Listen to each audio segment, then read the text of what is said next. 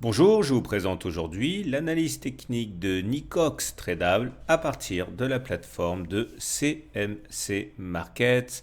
Alors on va commencer par les précautions d'usage.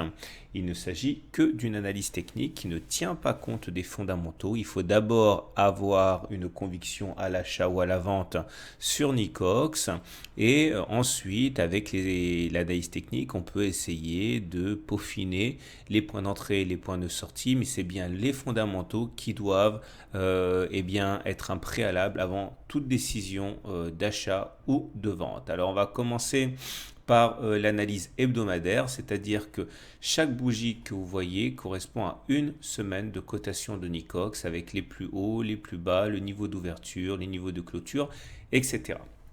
Alors là, la bonne nouvelle, c'est que sur Nicox, la tendance de moyen terme est devenue haussière. On le voit à plusieurs éléments. La première des choses qu'il faut remarquer, c'est qu'on est au-dessus d'une moyenne mobile à 30 semaines qui monte, comme ça. Et ça veut dire qu'on est en tendance haussière. Et on le saura tant qu'on restera au-dessus de cette moyenne mobile à 30 semaines, a fortiori qui monte. Si on devait passer en dessous de la moyenne mobile à 30 semaines, on basculerait en tendance neutre. Et si cette moyenne mobile à 30 semaines devait devenir baissière, comme ici, eh bien on basculerait même en tendance baissière, mais vous voyez, on en est loin. On enchaîne avec l'analyse des pics et des creux, et là, la même conclusion s'impose, la tendance est devenue haussière, et on le voit au fait que les pics sont devenus ascendants, et que les creux soient devenus ascendants aussi. Quand c'est le cas, eh bien on est en tendance haussière. Vous voyez, auparavant les pics et les creux étaient descendants, ce qui nous mettait dans une situation de grande vulnérabilité par rapport aux attaques baissières. Là, c'est le contraire. Donc en termes de théorie de dos, comme on dit, on est en tendance haussière. Graphiquement, maintenant, il faut bien comprendre ce qu'il se passe. On a été capé pendant très longtemps par cette oblique descendante contre laquelle on a échoué de très nombreuses reprises. Et c'est finalement il y a 4 semaines qu'on a réussi à casser cette oblique. La hausse a été fulgurante et là actuellement on est en train de buter contre une résistance importante qui est la résistance des 11 euros correspondant au plus haut de 2015.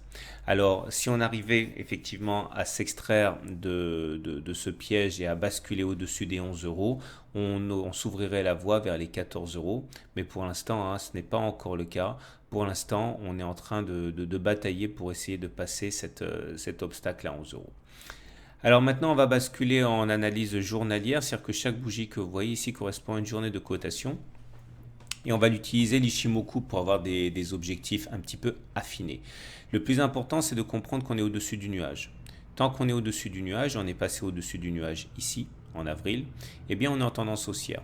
Et on a nos sentinelles, la Tenkan et la Kijun, qui sont autant de supports contre les attaques baissières. Ça veut dire que si l'attaque baissière devait continuer telle elle a lieu aujourd'hui, eh bien on pourrait tout à fait envisager un retour sur la Tenkan aux alentours de 10,8. Si c'est la Tenkan qui casse, bon, la dernière fois qu'elle a été confrontée à l'adversité, elle a tenu la Tenkan. Regardez, on a rebondi. Mais si elle devait casser, dans ce cas, il y aurait de fortes chances pour qu'on aille chercher la Kijun, comme ça a été le cas ici. Vous voyez, lorsque la Tenkan casse, il arrive souvent qu'on aille chercher la Kijun qui est actuellement à 9,8 à peu près. Ce sont nos supports de résistance. Donc la résistance est à 11 euros et le prochain support c'est la Tenkan aux alentours de 10,8. Mais tant qu'on reste au-dessus du nuage, on demeure en tendance haussière.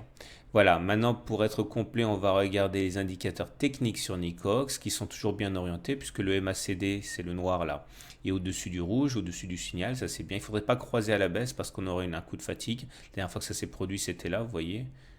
Et on a baissé assez considérablement. Bon, la baisse n'est pas toujours conséquente, parfois c'est juste 3 séances, comme c'est le cas ici, mais en tout cas, il ne faudrait pas croiser à la baisse, c'est pas bon. Le RSI est toujours au-dessus de 70 dans la zone de surachat, ça veut dire que ce sont les haussiers qui sont aux commandes, et le momentum est toujours au-dessus de 0, donc là aussi c'est bien. On pourra quand même s'émouvoir d'une chose, c'est la présence d'une divergence baissière ici sur le RSI qu'on ne retrouve pas sur les autres indicateurs. Vous voyez, les cours ont fait un plus haut, mais sur le même laps de temps, le RSI n'a pas fait de plus haut. C'est une alerte baissière qu'il faut absolument quand même conserver sous le coude au cas où. Donc maintenant, on va faire le bilan. Si vous êtes haussier sur Nicox, si vous pensez que Nicox mérite mieux que 10,8, alors soit vous achetez maintenant parce que vous êtes vraiment pressé, soit vous attendez que l'on clôture au-dessus des 11 euros de manière significative pour s'ouvrir la voie vers une accélération haussière. Si vous êtes vraiment très prudent, vous pouvez éventuellement acheter uniquement en cas de contact la Tenkan si vous voyez qu'on rebondit ou sur la Kijun, j'en ai déjà parlé. Si maintenant vous êtes baissier sur Nicox, si vous pensez qu'elle ne mérite pas 10,8 euros, bon maintenant si vraiment vous êtes pressé, vous vendez maintenant. Sinon vous pouvez attendre éventuellement que l'on casse la Tenkan pour viser la Kijun ou que l'on casse la Kijun pour aller viser le nuage. Mais en tout état de cause, ce sont bien les fondamentaux qui doivent vous donner la décision d'acheter ou de vendre. L'analyse technique, encore une fois, je le répète, n'est là que pour optimiser les points d'entrée et les points de sortie. Voilà, il ne me reste plus qu'à vous saluer, à vous dire à très bientôt pour une autre analyse technique.